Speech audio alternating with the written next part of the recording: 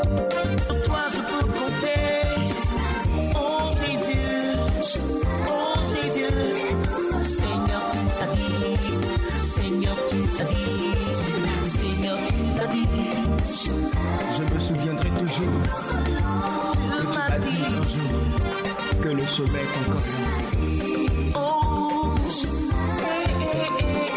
Seigneur tu l'as dit, Seigneur tu l'as dit, Seigneur tu l'as dit.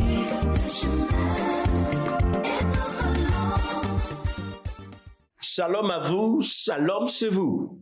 C'est votre serviteur, le prophète Paul Israël, du ministère Le Feu de l'Évangile, en abrégé MFE. Comme tous les dimanches à partir de 6h30, nous sommes là pour honorer notre rendez-vous.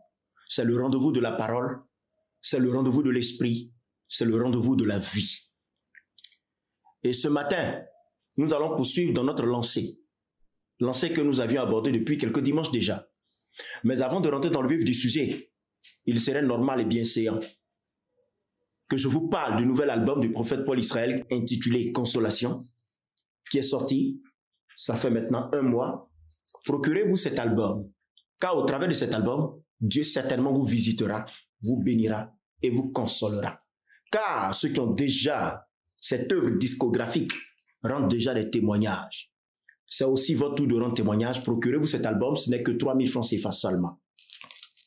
Alors, vous pouvez me suivre tous les jours sur Facebook, sur ma page officielle, à partir de 10h30.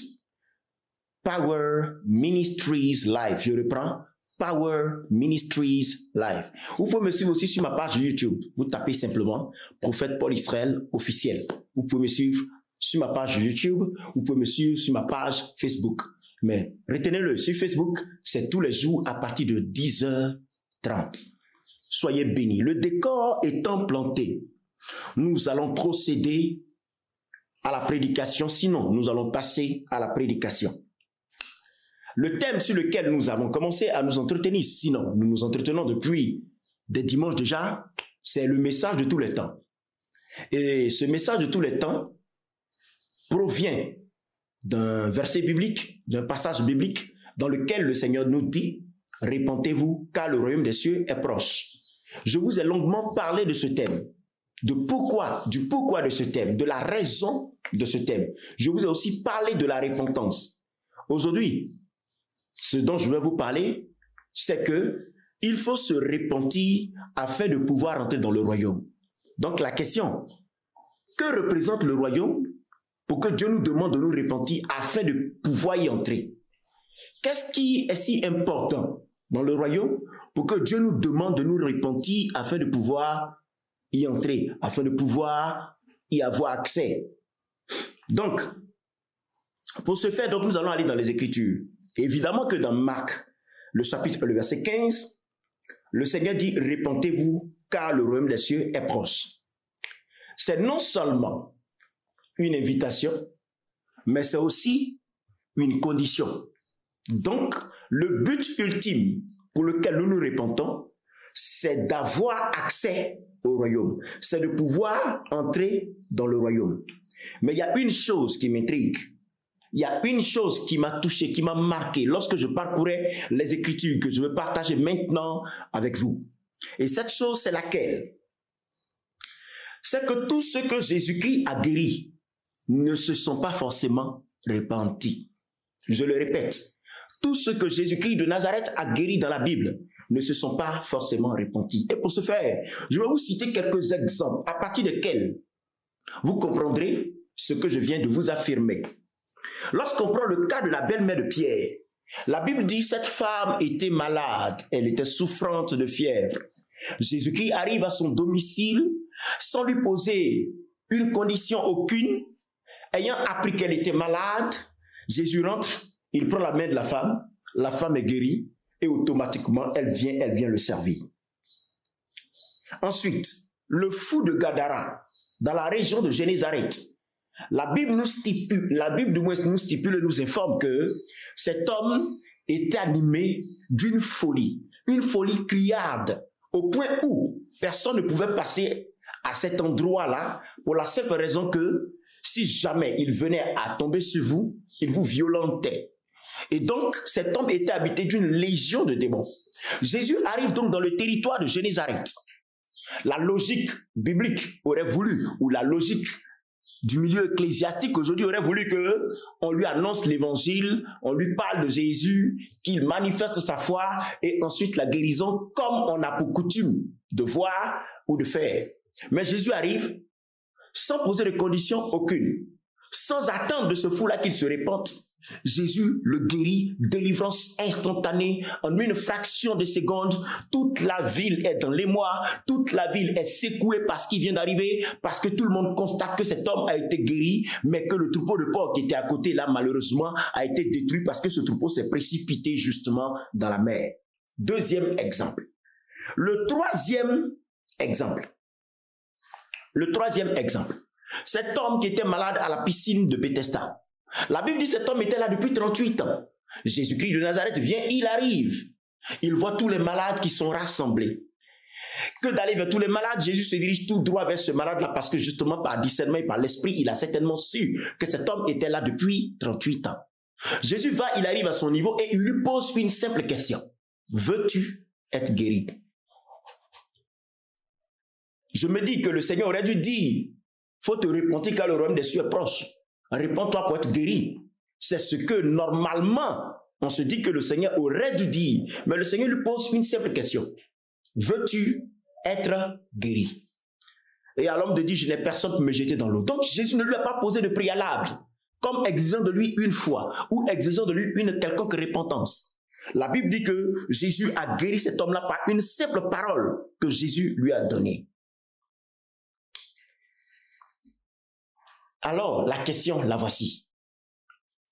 Pourquoi Jésus n'a pas posé de préalable en matière de foi ou en matière de repentance avant de guérir ces personnes qui étaient dans le besoin de guérison, qui étaient dans le besoin de santé?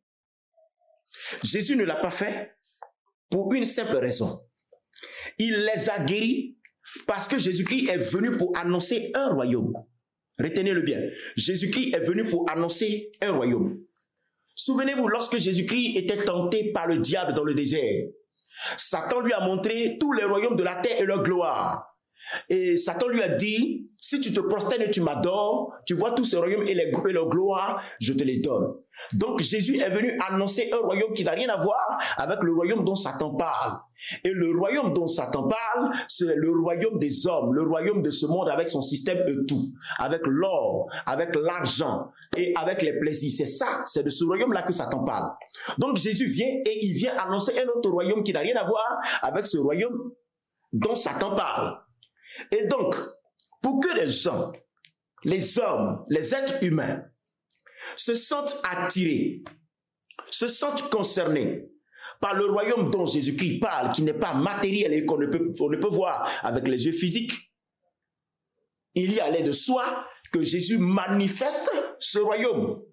Donc, au travers des actions qu'il posait, en accordant, en donnant la guérison à tous ceux qui étaient dans le besoin de guérison, la délivrance à tous ceux qui étaient dans le besoin de délivrance, Jésus voulait simplement leur révéler le royaume, leur montrer le royaume, leur faire prendre conscience de l'existence d'un royaume. Comme pour leur dire, effectivement, il y a un royaume qui existe. Et ce royaume qui existe n'est rien d'autre que le royaume de Dieu. Et que ce que Dieu veut, c'est que vous rentriez dans ce royaume. Mais encore, pour rentrer dans ce royaume, il faut renoncer au royaume dont Satan a parlé. Mais encore, pour renoncer à ce royaume, il faut voir la gloire du royaume qui nous est annoncée. Donc le but de Jésus, c'était de montrer la gloire du royaume. Jésus est venu pour révéler la gloire du royaume. C'est pourquoi, dans d'autres cas, vous verrez que Jésus posera un préalable. Il posera une condition.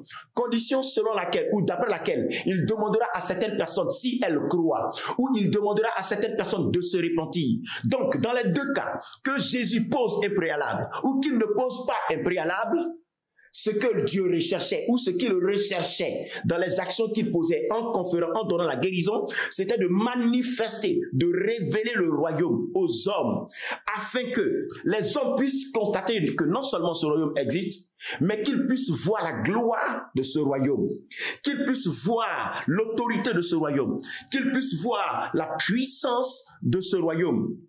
qu'ils puissent poser leurs yeux sur la splendeur de ce royaume et qu'ils puissent constater la splendeur de ce royaume et qu'ils soient attirés par ce royaume et qu'ils fassent le choix de ce royaume. Voilà pourquoi Jésus faisait tout cela. Donc il voulait que non seulement les gens soient marqués par le royaume, mais qu'ils contemplent le royaume. Afin que l'ayant contemplé et l'ayant apprécié, ils se répandent, il ne serait-ce que pour rentrer, pour être sauvés et appartenir à ce royaume. Et qu'ils croient pour être secourus par le royaume. Donc, il leur manifestait le royaume pour que non seulement leurs yeux soient focalisés sur la splendeur, la puissance, la grandeur, la force de Dieu. Et que, ayant constaté cela, ils soient attirés par le royaume, ils soient marqués par le royaume, ils aient le désir d'appartenir à ce royaume afin d'être secourus, d'être délivrés et d'être sauvés. Voilà pourquoi Jésus manifestait le royaume, Jésus démontrait le royaume, Jésus extériorisait le royaume de par les délivrances, de par les miracles, de par les prodiges et de par les signes qu'il opérait. Donc, si tu peux contempler le royaume, si tu vois la gloire du royaume, si tes yeux se posent sur la gloire du royaume, je te dis qu'en réalité et en vérité, tu chercherais à entrer dans ce royaume. C'est pourquoi le Seigneur disait qu'ils avaient des oreilles mais ils n'entendaient pas, et qu'ils avaient des yeux mais qu'ils ne voyaient pas. Donc, le royaume se manifestait à deux niveaux. Le royaume se manifestait sur le plan vocal et le royaume se manifestait sur le plan aussi visuel, sur le plan oculaire. Et donc, pour tous ceux qui arrivaient à voir la gloire du royaume, qui arrivaient à constater la présence du royaume, tout de suite, ils tombaient sous le charme du royaume et ils répliquaient ou ils disaient gloire à Dieu. Tu ne peux pas dire gloire à Dieu si tu n'as rien expérimenté. Tu ne peux pas dire gloire à Dieu si tu n'as rien vécu. Tu ne peux pas dire gloire à Dieu si tu n'as pas été touché. Donc, ce que Jésus voulait leur donner comme message, c'est que dans le royaume, il y a la santé dont les hommes ont tant besoin, de par la guérison qu'il apportait aux malades. Ce que Jésus voulait leur montrer, c'est que dans le royaume, il y a la liberté. La liberté. Car il n'a pas manqué de dire lui-même que chacun est esclave de ce qui a triomphé de lui. Donc, lorsqu'un homme a été vaincu par un péché, il est esclave de ce péché-là en esprit. Donc, esclave de l'esprit qui a commandité ce péché-là en esprit. Donc, dans le royaume, il y a la liberté. Et Jésus-Christ, en ramenant les morts à la vie, en ressuscitant les morts, voulait montrer une autre dimension du royaume. Comme pour dire que dans le royaume, il y a la vie. Il y a la vie dans le royaume. Donc, au travers de tout ce que Christ opérait, il voulait montrer le royaume. Donc, pour celui qui est malade, la guérison se trouve dans le royaume. Pour celui qui est enchaîné, pour celui qui est lié, pour celui qui se sent condamné, oppressé, opprimé, la liberté se trouve dans le royaume. Pour celui qui est harcelé, pourchassé, poursuivi, traumatisé par l'esprit de mort dans son rêve, dans ses rêves, ou d'une autre manière, la vie se trouve dans le royaume. Et aussi, le salut se trouve dans le royaume. On dit, en d'autres termes, la destinée de l'homme désormais se trouve dans le royaume.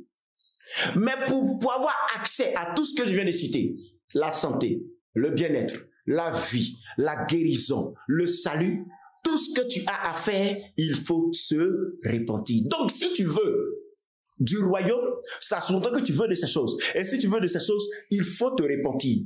Voilà pourquoi lorsque Jésus envoyait ses disciples, il leur disait, quand vous partirez et que vous guérirez les malades, vous chasserez les démons, dites-leur, le royaume des cieux est venu jusqu'à vous. Donc la manifestation de la puissance, la manifestation de l'autorité, la manifestation de la gloire de Dieu. Le but de cette manifestation, je pourrais dire entre guillemets, c'est d'éblouir l'espèce humaine, c'est d'éblouir les hommes, afin que de par la vue de ces choses, ils espèrent dans le royaume, ils espèrent leur guérison, leur délivrance, leur salut, et qu'ils se tournent vers Dieu.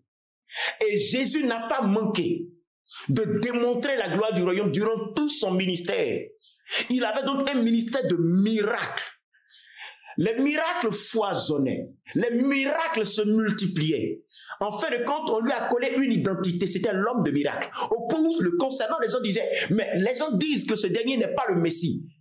Mais s'il devait avoir notre Messie, fera-t-il autant de miracles que celui-ci? Donc Jésus a fait beaucoup de miracles pour que les gens espèrent dans le royaume, pour que les gens voient le royaume, espèrent dans le royaume, croient dans le royaume et puissent se repentir. Voilà pourquoi Jésus a fait des reproches à la ville de Capernaum et à la ville de Chorazin. Et il a dit, si les miracles qui avaient été faits chez vous avaient été faits à Sodome et à Gomorrhe, il y a longtemps ils se seraient repentis. En d'autres termes, c'est parce que les habitants de Sodome et de Gomorrhe n'ont pas vu le royaume, n'ont pas vu la gloire de Dieu, n'ont pas vu les miracles, n'ont pas vu des guérisons, n'ont pas vu des délivrances, n'ont pas vu des signes, qu'ils sont justement morts. Mais s'ils avaient vu ces signes et qu'ils s'étaient rendus compte qu'en dehors de cette vie matérielle, de cette vie périssable, de cette vie éphémère, il y a une autre vie que Dieu réserve à l'humanité de par la personne de son Fils Jésus-Christ au travers de la repentance, certainement ils se seraient détournés de leurs péchés. Donc, réponds-toi parce qu'il y a un royaume qui est là. Et c'est un royaume dans lequel la vie ne finit pas. C'est un royaume qui ne finit pas. C'est un royaume éternel. C'est un royaume de vie. C'est un royaume de joie. C'est un royaume de paix. C'est un royaume de gloire. C'est un royaume où on vit avec Dieu, où Dieu est avec nous et où nous sommes avec lui. C'est un royaume dans lequel nous avons l'adoption, où nous devenons fils de Dieu. Nous avons une identité nouvelle qui n'a rien à voir avec l'identité ancienne, qui nous confère bien sûr des droits et des obligations vis-à-vis de Dieu. C'est un royaume dans lequel lorsque nous rentrons, nous avons part aux alliances, nous avons part aux promesses, nous avons part à tout ce qui concerne Dieu, tout ce qui appartient à Dieu, parce que là, nous devenons héritiers de Dieu de par le principe de l'adoption qui est scellé par le Saint-Esprit que nous recevons. Donc, réponds-toi pour entrer dans le royaume. Et le royaume, c'est la gloire. Le royaume, c'est la puissance. Le royaume, c'est la vie. Le royaume, c'est la guérison. Le royaume, c'est le salut. Le royaume, c'est la présence de Dieu. Le royaume, c'est la miséricorde de Dieu. Le royaume, c'est l'amour de Dieu. Et le royaume, c'est le paradis. Le royaume, c'est le paradis. Voilà pourquoi on nous demande de nous repentir à cause du royaume. On nous demande de nous repentir à cause du royaume. Ainsi donc, lorsque le royaume est manifesté, lorsque le royaume est révélé et qu'une personne a pu entendre et a pu voir, ce qui naît tout de suite dans le cœur de la pensée de la personne, c'est l'espoir par rapport à sa situation. Sa situation de santé, sa situation de délivrance, sa situation de salut et sa situation de vie. Et lorsque ces choses naissent dans le cœur de la personne, alors cette personne-là se tourne vers le royaume, donc se tourne vers Dieu. Et c'est ce que Dieu veut. Voilà pourquoi il manifeste le royaume au travers de ses serviteurs aujourd'hui. Et voilà pourquoi il a manifesté au travers de Jésus-Christ de Nazareth. Et souvenez-vous, le fou de Gadara, lorsque Jésus-Christ est arrivé dans cette région et qu'il a guéri cet homme, la Bible dit, les hommes sont sortis et ayant constaté la guérison et la délivrance étonnante de cet homme-là, les habitants de cette ville ont demandé à Jésus-Christ de partir. Jésus est parti.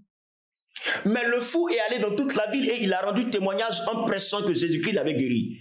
Et la Bible nous rapporte que Jésus-Christ est revenu dans cette ville. L'ayant reconnu, les mêmes qu'il avait chassés, l'ont maintenant accueilli. Pourquoi? Parce qu'au travers de cet homme, ils ont expérimenté et ils ont vu le royaume.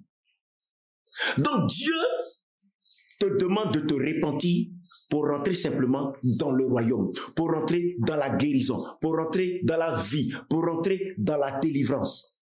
Et si tu te repens donc, tu ne peux rentrer dans ce royaume lié.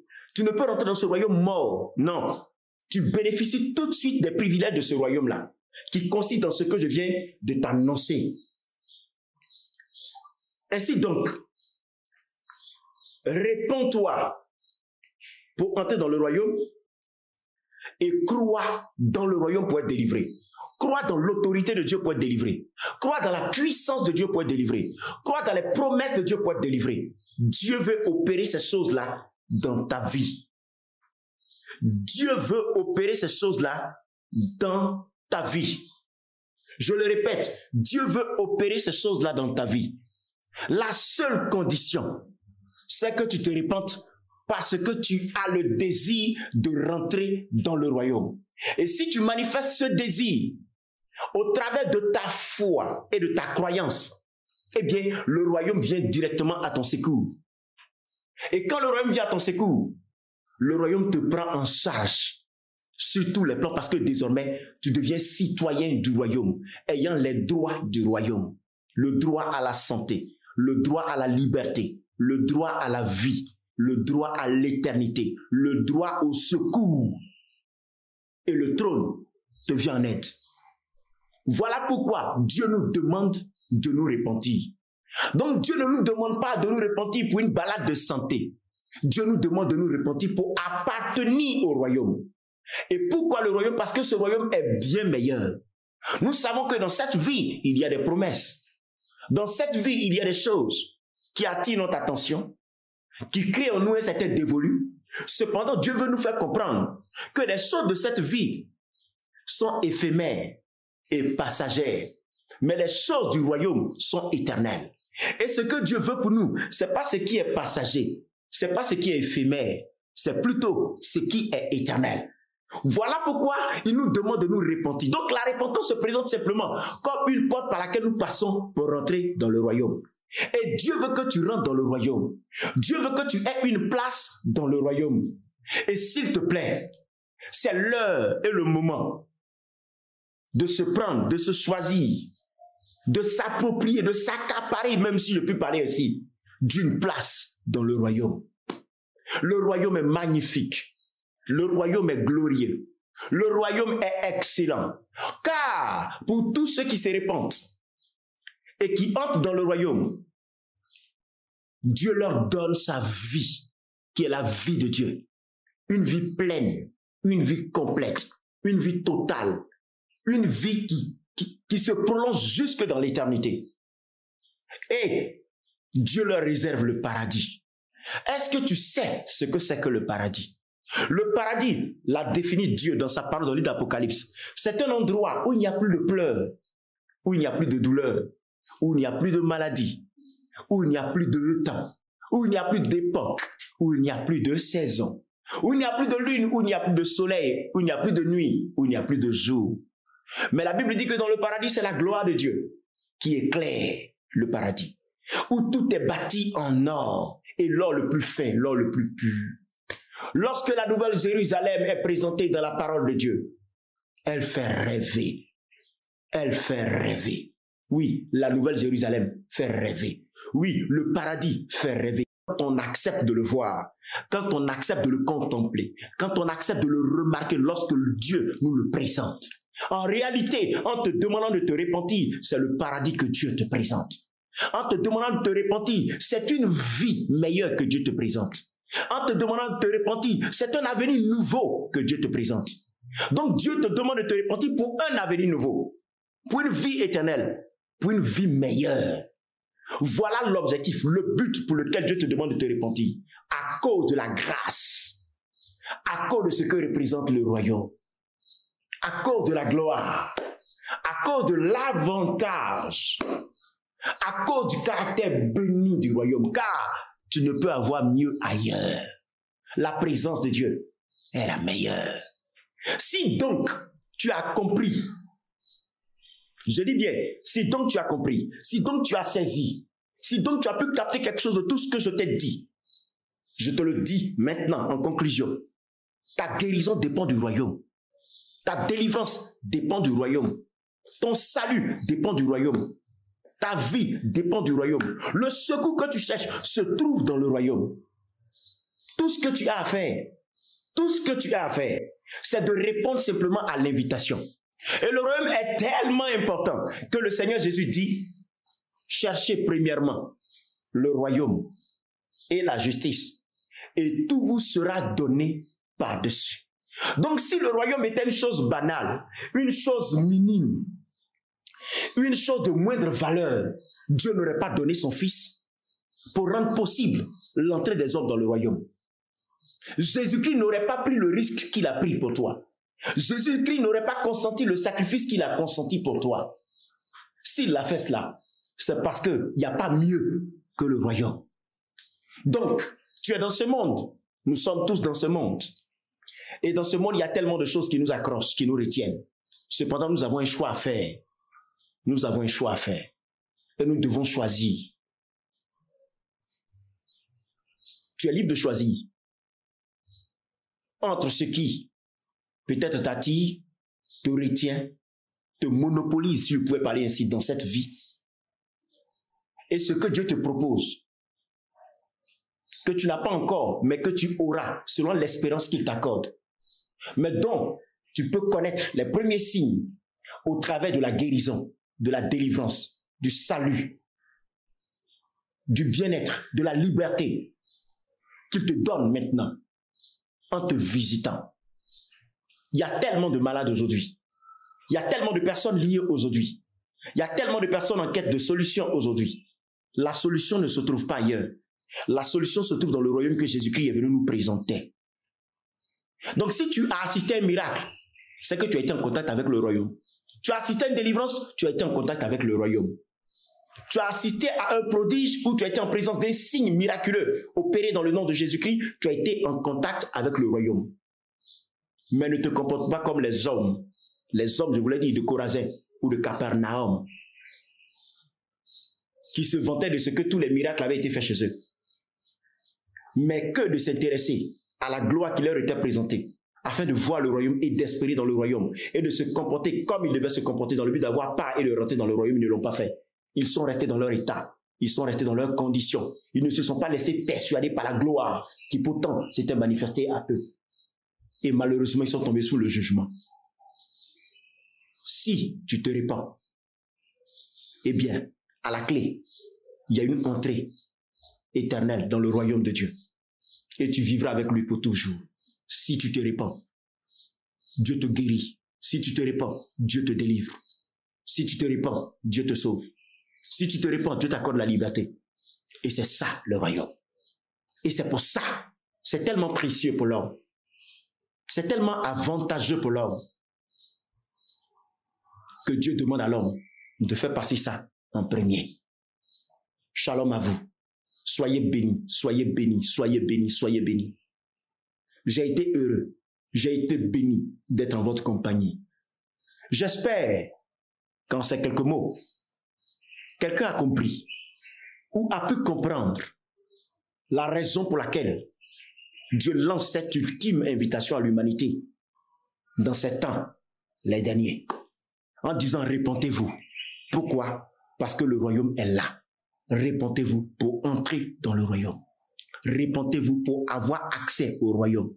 Répentez-vous pour avoir accès à la liberté, pour avoir accès à la vie, pour avoir accès à la guérison, pour avoir accès au salut, pour avoir accès à un avenir meilleur, pour avoir accès à l'éternité.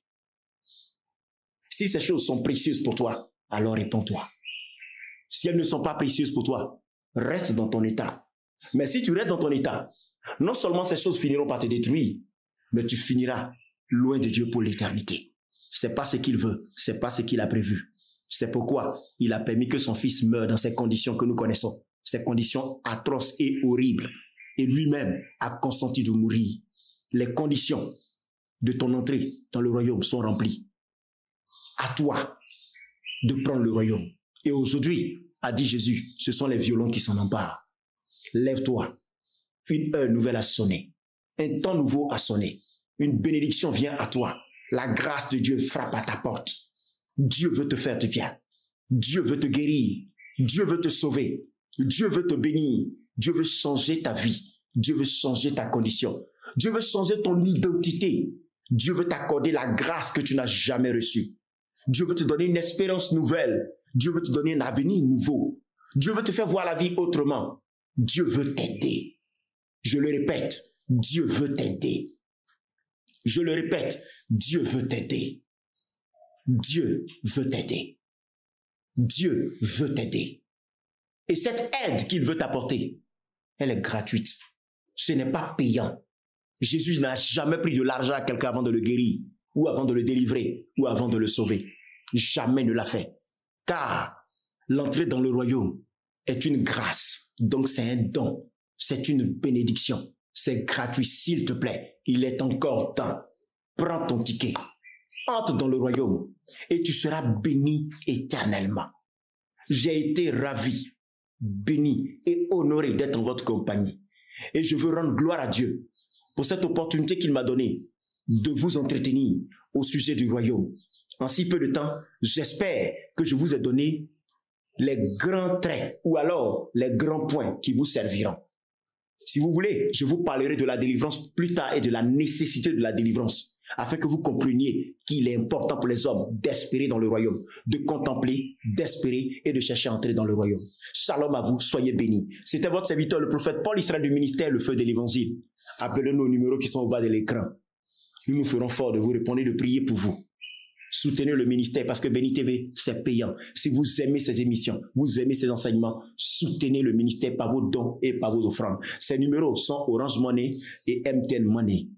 À la fin du mois de septembre, nous avons un grand programme de guérison et de miracles. Suivez-moi tous les jours sur Facebook, Power Ministry Live à 10h30 et ma page officielle YouTube, Prophète Paul Israël officiel. Shalom à vous, shalom chez vous et à dimanche prochain. Sur toi je peux compter. Oh Jésus, oh Jésus, Seigneur tu as dit, Seigneur tu as dit, Seigneur tu as dit. Je me souviendrai toujours que tu as dit un jour que le sommet est encore loin. Oh, Seigneur tu as dit, Seigneur tu as dit, Seigneur tu as dit.